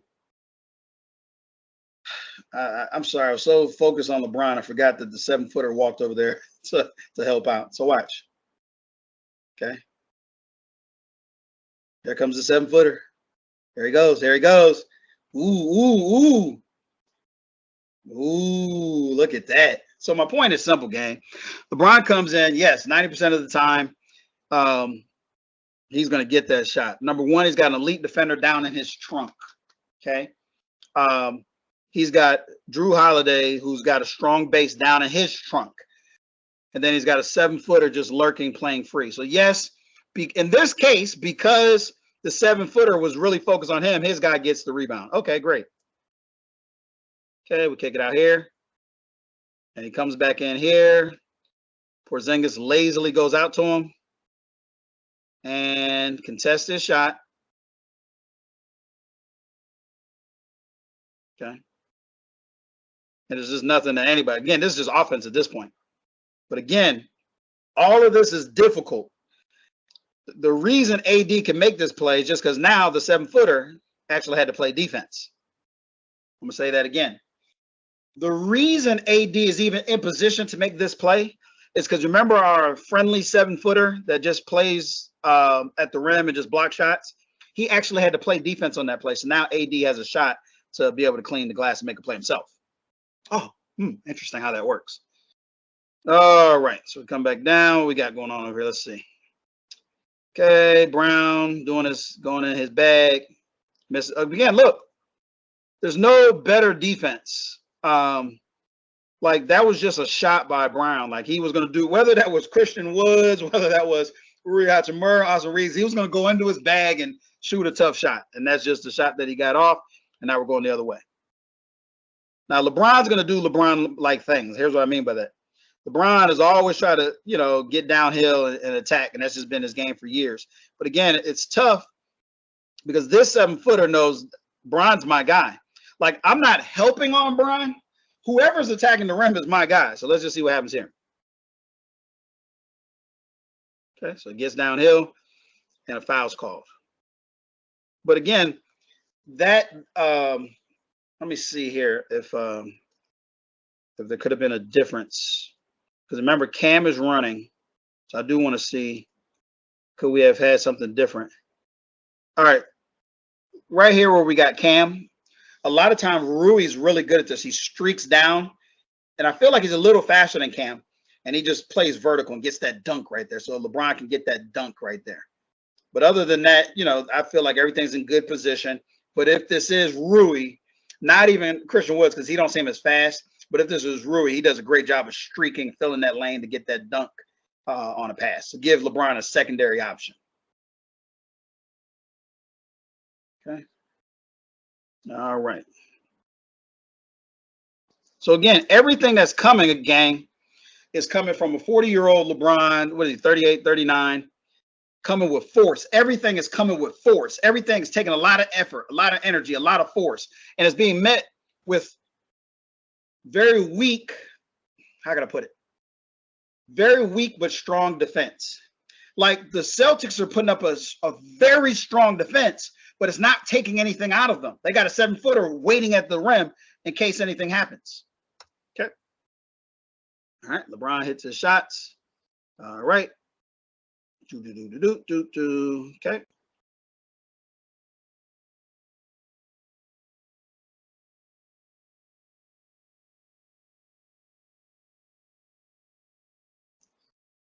Again, all this, I can care less on defense. So AD poked the ball away. We're not suggesting AD would have been in the game no matter what lineup was in there. Okay, so but it's still important. So Cam, your elite defender's in there guarding Tatum. He fouls him. Not a problem. Remember what I said, elite offensive players are going to get theirs. That's not a problem. It doesn't make a difference. Okay, but again, I want to see behaviors. That's all I care about. I want to see behavior. So now, in this new lineup, the difference is I see they've got Austin Reeves in, okay? And let me see who they got him in for specifically. I think they got him in for Vando. I have a question. I wonder if, and this is a wonder, if somebody over there on the bench said, hey, Vando's guy's not having to guard anybody, so let's put another player in to see what happens.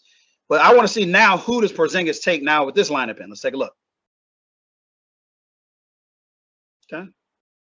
So he's looking, he sees Cam. I seen he looked at Cam. He looked at Cam. He looked at Cam. So they're going to do the same thing? Yes. Okay, so watch this, gang.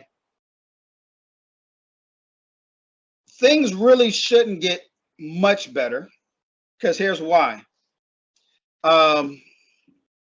So now Vando's not in, right?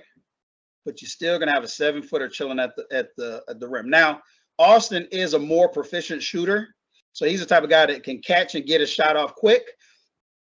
He can catch and get some action penetrating going in and getting the bunnies, where he can put Porzingis in a trick bag because he doesn't have to go to the rim to get his shot off. He can penetrate and get his shots off in the mid area, so that's going to really help. Okay, but again, Porzingis playing the rim. He's not playing this guy. So Cam gets it. Porzingis is still a 7-footer. He's going to attack. Let's just see what happens. Now watch, gang. Remember what I said earlier. I said when you have to make Porzingis defend, it allows AD to get some activity. So AD's 2 buckets have come on plays where Porzingis has had to play defense. So important that we get that put in there. When you're forcing the other team to play defense, it opens up your offense. So AD's 2 buckets have come on plays where Porzingis has had to play defense. Okay. You know what's pretty crazy? All this talking I'm doing, and the game's just 16-8. You know, we've only been in 5 minutes of play here, but it's just so much stuff that you can unpack just looking at it. And again, I could care less here. Porzingis, if he gets the ball at any point, he's got a mismatch because AD's way outside. He comes in, gets his little shot. I don't have a problem with that. They need to figure out what they're doing defensively and really solidify that. Okay, so watch. This is a little bit different. Wow, this is a little bit different, gang. And maybe this is why Rui had a challenge. Wow. I would have thought, because now this is interesting. I would have thought that they would have left Porzingis on Austin Reeves. Excuse me, not Austin Reeves, but on Cam. And I thought they would have done that because he's not a shooter. He's not as deadly as Rui Hachimura. But they've got him on Rui. And now I already know hindsight's 2020. Rui doesn't play well this game. And I wonder, I've never had a 7'3" guy close out on me. I wonder if that could make me rush my shot or do some things I don't want to do. I don't know, right? But let's just take a look at how things go. But that's a major adjustment, okay? This is the first time in the game that Porzingis is playing defense. The first time in the game. First time in the game. And we're 6:44 left in the first. It's the first time he's playing defense. Okay. And look at that, though. It's kind of interesting. And I don't have the answer for this. Rui was off this game. But Rui knows, like, that shot was open. I felt like he was a little delayed in taking it. Even when I was watching the game, I felt like Rui was too hesitant in his shots. Okay. So, but watch what I mean here. Rui catches, he should be turning and shooting. Too slow. Too slow. NBA, that's too slow. But he did all that because he thought Porzingis may close. And Porzingis is 7'3". So look at how Porzingis has affected Rui Hachimura here. Because I could pull up tape. Rui catches that and goes. That's too slow. He catches to prepare like he needs to be in a three-point position, meaning like an attack, a shoot, or pass. But the shot was there the whole time. But he didn't quite realize that. So he's not, not a rhythm shot. This is not a rhythm shot. So Rui Hachimura is going to take a non-rhythm shot because Porzingis is playing defense. Now watch this, though, gang. Okay, watch this. AD really should have gotten this rebound. He's probably tired, but he should have gotten this rebound because what do we say? Every time you make Porzingis play defense, it really opens things up for AD just on some cleanup type activity. So let's see what happens here. All right. And again, we'll just try to see who's manning who up on defense. Who's manning who up. Okay. Cam, good on ball D right here. Pretty strong D. No one's really stopping. I mean, maybe LeBron could take that to the chest. Cam's not there yet. Okay, so watch. Watch, gang. Watch. We've been playing this whole game. We have never seen 2 plays in a row Porzingis is playing defense. All the rest of the guys been playing defense the whole night. Porzingis hasn't played defense all night. Now watch this though. So now he's got a little two-man action with AD, where there's going to be nobody. Let's just see what happens here, because already we've got the makings for something good. Here's what I mean by that. He's got Porzingis on his hip, and he can kind of take him down here, get a shot. So you're going to want to help Porzingis with AD, because AD is the most dominant, to me, one of the most dominant bigs in the game, which means that Rui Hachimura could catch an opportunity to shoot a three here, because if he kicks it in, he gets down here, gets the double. Rui could be back available for a three, but Rui's going to crash, okay, and he's going to go one-on-one. One-on-one. I like that's a good shot. It's one-on-one. Anthony Davis, one-on-one. You'll take your chances. Anthony Davis, one-on-one. But remember, that's the first shot Anthony Davis has had all game one-on-one. Every other shot he's taken has come with a 7-footer. He's had a guy, a strong athletic guy in his hip, and a 7-footer at the rim. Okay. So here we go here. Just playing basketball. I don't know what'll happen. Maybe they'll make something happen. Maybe they won't. Okay. You're not really going to stop that. You're not going to really stop that. Okay. So you got Rui. But again, this is already different, gang. Porzingis has to play defense. He has Rui Hachimura on him. He has to play defense. Okay. He has to play defense. So that schematically changes everything, because he has to play defense. Ball goes into AD. Gang, ball goes into AD. Watch this. Well, why can he even make this play? Remember in these last couple games down here, who was your guy down in the corner? That was like your Cam Reddishes. That was your Vandos, all that type of stuff. So what happens is Tatum would just come in here and deny on AD. But because the gravity that Austin Reeves creates, you can't do that. You can't even begin to do that. Anthony Davis is this deep with the ball. That's barbecue chicken. Got him. Okay. Tatum tries to make a play. Okay, look at that. He still does make the play. I would say this to that end. No, I like that. I like that. I like you taking a shot to get a ball in.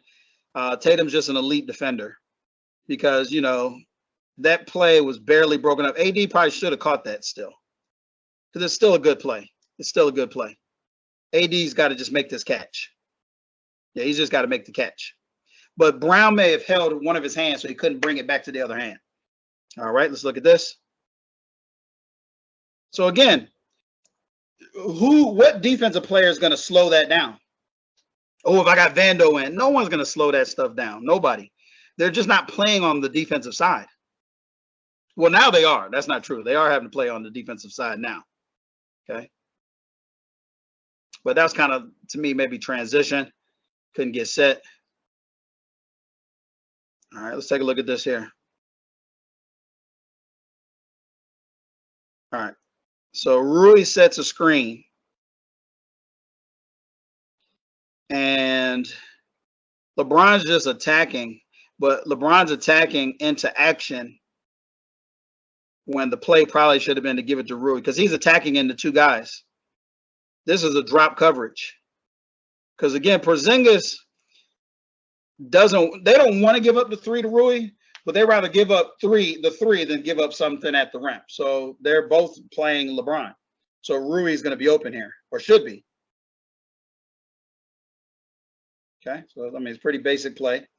They do foul, but, you know, everyone's having to play defense at this point. So you got Cam coming up and pestering. Now I do like that a lot. I do like guys. I'd like Cam to be even more physical with Tatum off the ball. I'd like Rui to be a little more physical. Like, just deny these guys more. Make them work. There's nothing you can do. That's elite defense. There's nothing you can do there. Okay. But again, all we're watching are behaviors. Okay. But look at Rui. So weird. Rui's not catching the ball. Like, he did not need to come up and catch it here, because he's catching it to determine what Porzingis. So Porzingis is really affecting this game a great deal, because everybody else is playing good D. But Porzingis still wants to play the center field position. Okay. And what that's opening up is Rui should be catching this, prepared to shoot, but instead catching it, seeing he's got, the 2-man game. Oh, but again, watch this. This is beautiful. This is beautiful. This is beautiful. Because again, something just happened here that's pretty good. All right. So Rui is out here. And I'm not sure what the switch was for, but watch this. So Rui comes in and passes the ball. Then it's not a pick and roll. It's just like, goes down on the block. Oh, yeah. I see.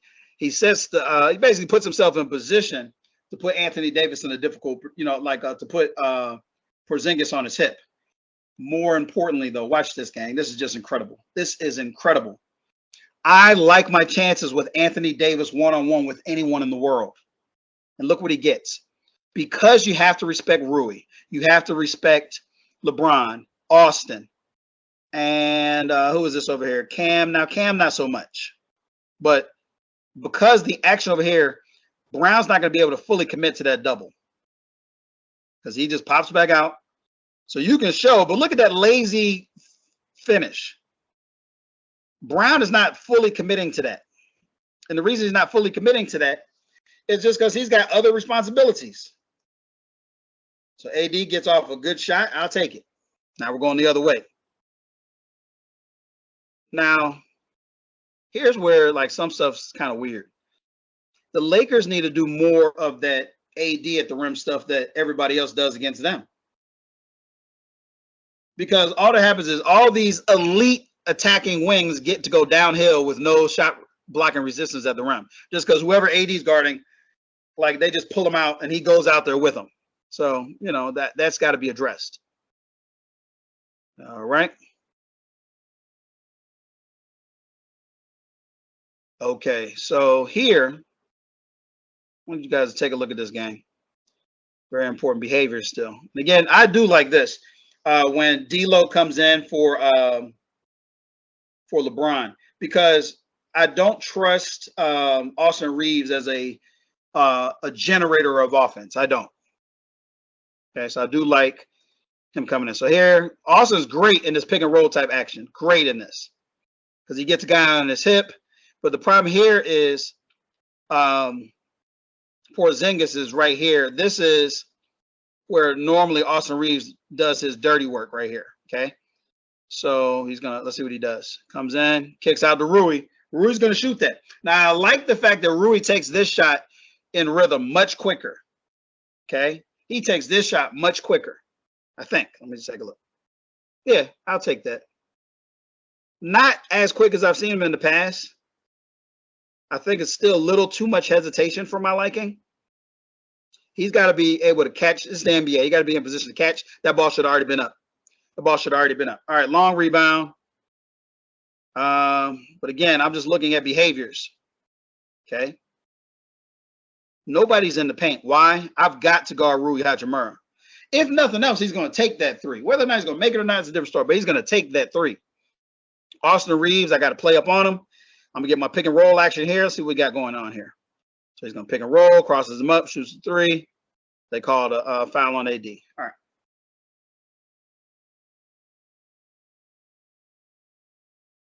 right. AD grabbing his shorts. Looks kind of tired to me with 4 minutes to go. Okay. A lot of times they'll say, oh, they're hunting. You ever hear them say this? They're hunting D'Angelo Russell. Okay, so you're telling me that he's hunting D'Angelo Russell, right? So he purposely made that switch, so he's on D'Angelo Russell. That's a tough shot. D'Angelo can put his hand up, but the point is, that's just an elite shot. That's not he's hunting D'Angelo Russell. That's just an elite shot. Okay, so we come down here. Let's watch everything happening now. Now we've got a little bit of difference.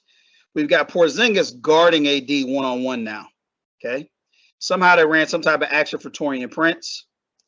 I'm not satisfied with that. The only reason I say that is I don't know what's going to happen. Taurean Prince could dunk this basketball, but Taurean Prince coming downhill doesn't seem like a great option to me. He's not a great passer.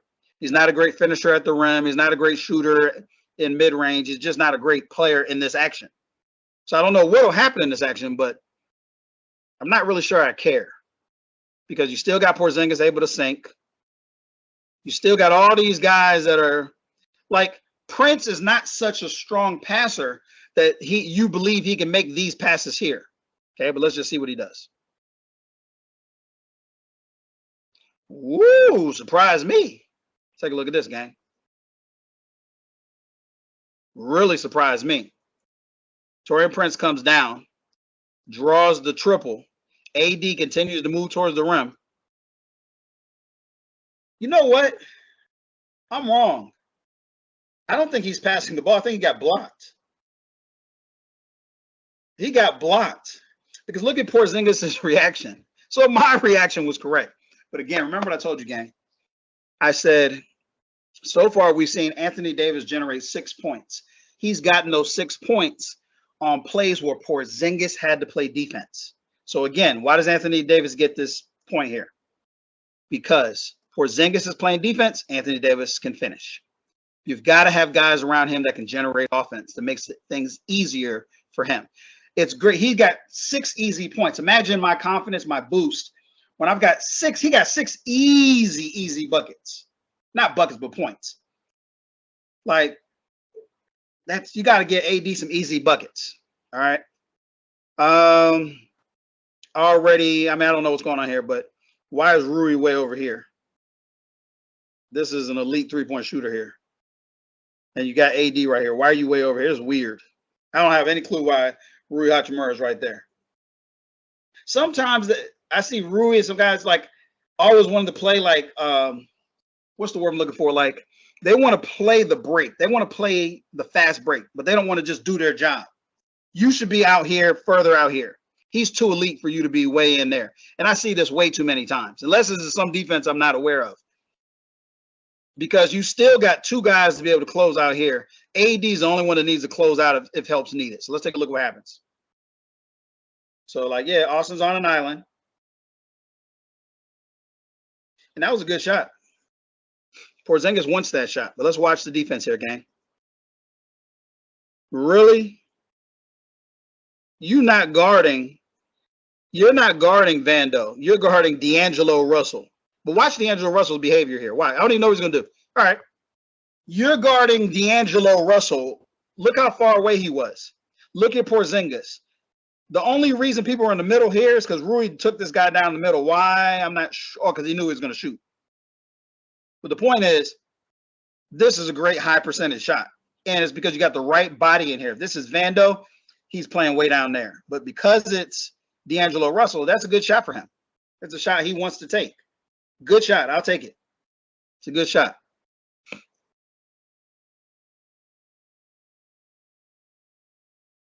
I do want to look at this defensively. Again, the elite defenders couldn't stop any of this, but why is this such an easy cakewalk? All right, Austin Reeves.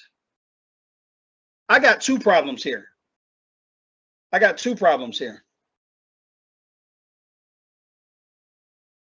So,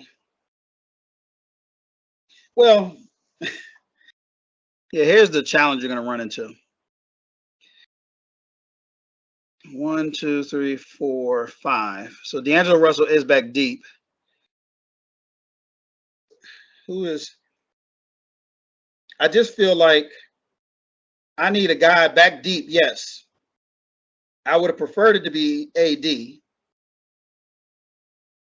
But let's just say it is D'Lo. What does he do to help this play? Oh, like really nothing, because he's got a guy out here he has to be able to respect. So I don't really know what the answer to this is. That's a tough stop for Austin Reeves with a guy coming downhill, and he's got no one at all behind him to help. So, I don't know what the answer to that would be exactly.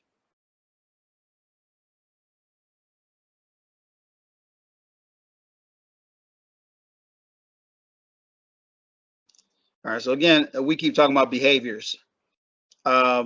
Pretty cool. He's helping way off of Rui.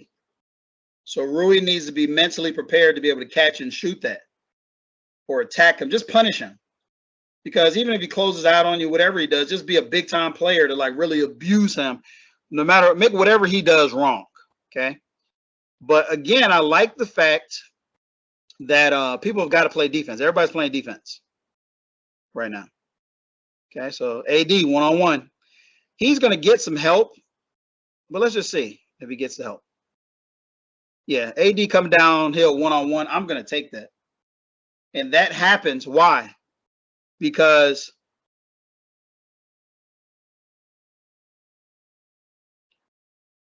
the defender simply can't commit down there at full speed.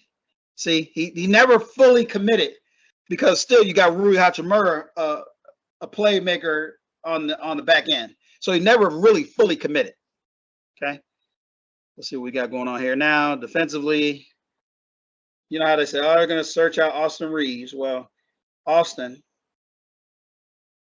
that he should have dunked that. He should have made that play. All right, so that's that. Takeaways, a lot of them. You know, the quarter ended. With the quarter ended, it might even have been more, but at the end of that quarter, Lakers were able to score 16 points, and there's more time in that quarter, so it's hard for me to see. I can go pull up the box score, but the point is, the Lakers gave up too many points, but more importantly, they didn't score enough points. I'm not even really concerned about the points they gave up. I don't care. Defensively, those are some schematic things that you can fix and address, but it wasn't personnel. Personnel is not causing you these issues. There's some schematic things defensively, I think, that are problematic. So we spent this amount of time so far just looking at this new legendary lineup. And I think we can say it's been fully debunked because of the behaviors of the other team's defense. Your team goes all out having to play defense. That's, you know, giving everything they got playing defense, right? And they're doing that. And you're playing those guys all these minutes. The other team's not even having to play very difficult on defense.